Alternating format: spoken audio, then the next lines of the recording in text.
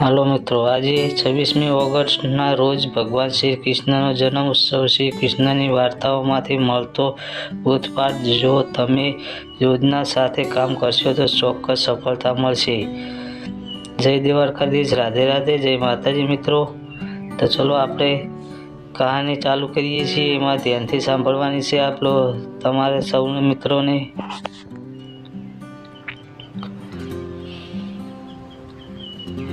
ભગવાન કૃષ્ણનો જન્મ ઉત્સવ. શ્રી કૃષ્ણની ઉપાસનાથી સાથે સાથે તેમની કથાઓના જીવનસૂત્રો અપનાવીશું તો મોટી સમસ્યા દૂર થશે. જાણો શ્રી કૃષ્ણની કેટલીક ખાસ વાતો અને તેમના ઉપદેશો છે. બરાબર મિત્રો, ધ્યાનથી સાંભળજો. ભગવાન વિષ્ણુ શ્રી કૃષ્ણના રૂપમાં અવતાર લેવાના હતા. તે સમયે દેવકી વાસુદેવ કંસના કેદમાં હતા. કંસે દેવકી વાસુદેવના 6 સંતાનને મારી નાખ્યા હતા. જ્યારે બલરામ દેવકીના ગર્ભમાં આવ્યા ત્યારે વિષ્ણુજીએ માયાના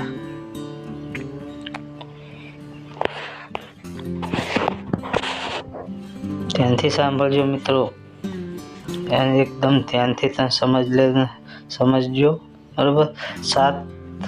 સાતમા સંતાનને દેવકીના ગર્ભમાંથી કાઢીને વાસુદેવની બીજી પત્ની રોહિણીના ગર્ભમાં મૂક્યો. આ પછી કંસને માહિતી મળી કે 7મું ગર્ભ પડી ગયું છે.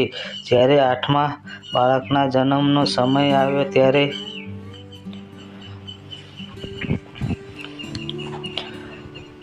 ભગવાનને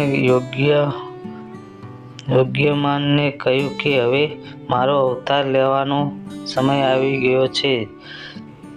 જ્યારે મારા અવતારનો જન્મ થશે તે સમયે તમે ગોકુળમાં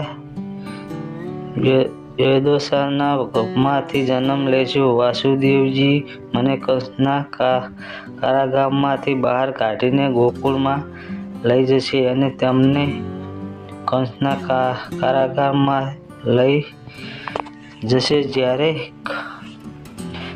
8મા બાળકનો મારવા આવશે ત્યારે તમે મુક્ત થશો. ભગવાનને બનાવેલી યોજના મુજબ શ્રી કૃષ્ણ અવતાર લીધો હતો. બરોબર. હવે ધ્યાનથી સાંભળવાનું છે મિત્રો. બરોબર. ભગવાનને સંદેશ આપ્યો, પણ કોઈ મોટું કામ કરવું હોય તો તેની યોજના અવશ્ય કરો. જો યોજના સારી હશે તો સફળતા ચોક્કસ મળશે. સારા કામમાં વિલંબ ન કરો.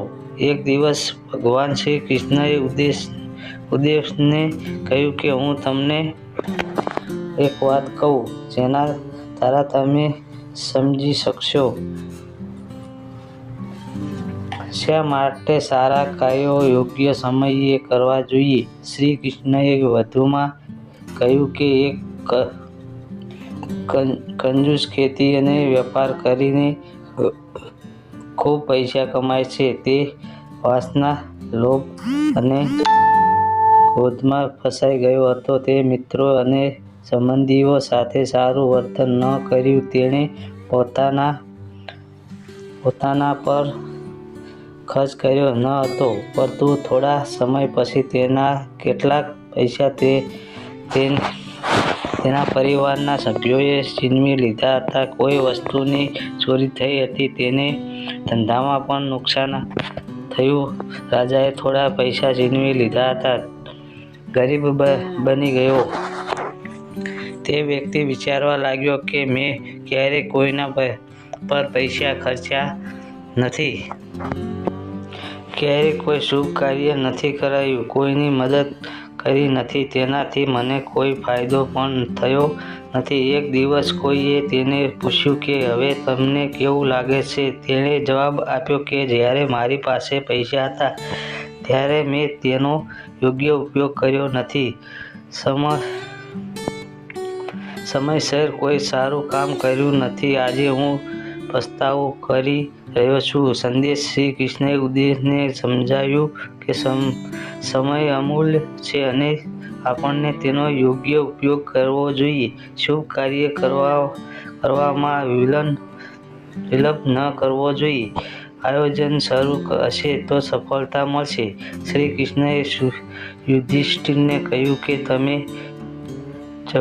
ચક્રવર્તી સમ્રાટ બની જાઓ તો પણ જરાસંધ તમારા હેઠળ નહીં રહે. જરાસંધ યોદ્ધાને હરીફાઈ રાજાઓની વડાય છે. ધનની સંસ્થાના માટે તેને મારી નાખ્યો પડશે. જરાસંધે શિશુપાલને પોતાનો સેનાપતિ બનાવ્યો હતો. શ્રી કૃષ્ણએ પાંડવોના જરાસંધની સાથે રહેલા તમારા રાજાઓના નામ કહ્યા. શ્રી કૃષ્ણએ વધુમાં કહ્યું કે આપણે કૂટનીતિ દ્વારા સંબંધનો નિરામણો છે. આ પછી તેણે યોજના જણાવ્યું કે અર્જુન અને ભીમ સાથે તે પોતે જરાસંધના રાજ્યમાં જશે. આ પછી યોગ્ય તક પર ભીમ જરાસંધને મારી નાખશે. તેને મારવાની એક જ ખાસ રીત છે. હું તમને તેના વિશે પછીથી જણાવીશ. શ્રી કૃષ્ણની યોજના સાંભળીને યુધિષ્ઠિરે કહ્યું કે હું તમારાથી ખૂબ પ્રભાવિત છું. તમે અમને દરેક વાતનું પૂરી તૈયારી સાથે સમજાવી છે. સંપૂર્ણ આયોજન પાછળથી શ્રી કૃષ્ણની યોજના મુજબ જરાસંધનો વધ થયો. સંદેશ શ્રી કૃષ્ણએ શીખવ્યું છે કે જ્યારે ધ્યેય મોટું હોય ત્યારે ખૂબ જ સમજી વિચારીને આયોજન કરવું જોઈએ. કામને લગતી નાની માહિતી પણ મેળવી લેવી જોઈએ અને યોગ્ય સમયે યોગ્ય રીતે કામ કરવું જોઈએ. આ પછી વ્યક્તિને સફળતા મળે છે. ખોટા લોકોની શક્તિમાં વધારો ન કરો. કૃષ્ણ બાળપણમાં માખણ ચોરવાના કામમાં સામેલ હતા. એક દિવસ ગામના લોકો નંદ બાબા અને યશોદા પાસે આવ્યા અને કૃષ્ણની ફરિયાદ કરવા લાગ્યા. નંદ બાબાએ કૃષ્ણને પૂછ્યું કે આપણા ઘરમાં પુષ્કળ માખણ છે, ત્યારે તમે માખણ કેમ ચોરી કરો છો? કૃષ્ણએ કહ્યું કે તમે લોકો મહેનતથી દૂધ દહીંથી માખણ તૈયાર કરો અને પછી આ વસ્તુઓ દુષ્ટ કૃષ્ણને કર તરીકે આપો અને તેના કારણે ગામના બાળકોને માખણ મળતું નથી. તમારા કામથી કશું જ ફળ વધી રહ્યું છે. તો તમે કૃષ્ણને કર ચૂકવવાનું બંધ નહીં કરો તો હું તેની તોડફોડ કરવાનું ચાલુ રાખીશ, જેથી આ માખણ કશું સુધી ન પહોંચે અને ગામના બાળકોને આપી શકાય. અને શ્રી કૃષ્ણએ સંદેશ આપ્યો છે કે આપણને એવા કામ ન કરવા જોઈએ કે જેનાથી ખોટા લોકોની શક્તિ વધે. તો મિત્રો, આ તમને કહાની સાંભળીમાં કેવું લાગ્યું છે? બરાબર, કોમેન્ટ કરજો, લાઈક કરજો અને ચેનલને સબસ્ક્રાઈબ કરજો. બરાબર, તો આ વિડીયોમાં કયો સ્ટોરી જોવે છે તો આપણે કોમેન્ટમાં લખજો. જય દ્વારકાધીશ, જય રાધે રાધે, જય માતાજી મિત્રો.